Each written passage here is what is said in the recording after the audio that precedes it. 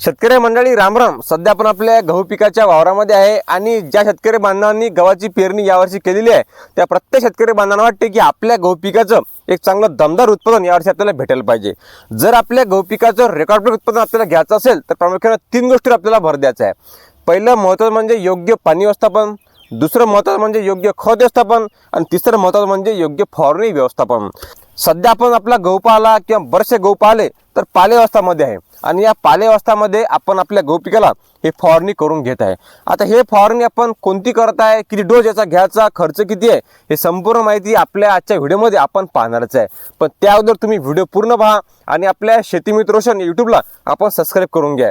जे आपल्याला जेवणाचं बटन दिसते काळ्या कलरचं ते दाबून द्या, सबस्क्राईब करून घ्या। तर चला आजच्या व्हिडिओमध्ये आपण सुरुवात करू आणि संपूर्ण माहिती पाहून घेऊ। कारण शेतकरी बांधवांना योग्य माहिती भेटावी, कामाची माहिती भेटावी, योग्य फवारणी भेटावी हाच आपला प्रामाणिक प्रयत्न आहे। तर या पालेअवस्था फवारणीमध्ये आपण 3 घटक घेतलेले आहे। त्यामध्ये पहिला घटक, पहिलं आपलं औषध आहे ते म्हणजे अळीनाशक।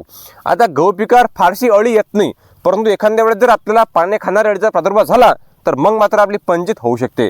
तर यासाठी आपण अतिशय कमी खर्चामध्ये असलेलं इमॅक्टिन बेंझिड हा घटक त्या ठिकाणी घेतलेला आहे, प्रति आंबाला 10 ग्रॅमनं। अतिशय कमी खर्चामध्ये हा घटक मार्केटमध्ये उपलब्ध आहे, तुम्ही कोणत्याही कंपनीचं उत्पादन घेऊ शकता। तिसरं महत्त्वाचं म्हणजे टॉनिक। यामध्ये आपण ॲम्बिशन हे टॉनिक घेतलेले आहे, प्रति आंबाला 40 ग्रॅमनं।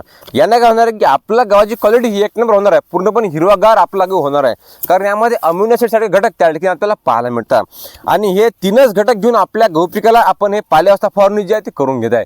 शेतकरी मित्रांनो, गहू पिकाला जर आपण योग्य वेळी योग्य फवारणी घेतली तर चांगला फायदा आपला होणार आहे। हे संपूर्णपणे आपलं गहू आहे आणि कापूस काढून आपण या गव्हाची पेरणी केलेली आहे, म्हणजे चांगला गहू सध्या बसलेला आहे।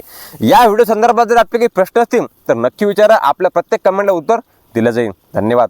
जय जवान, जय किसान।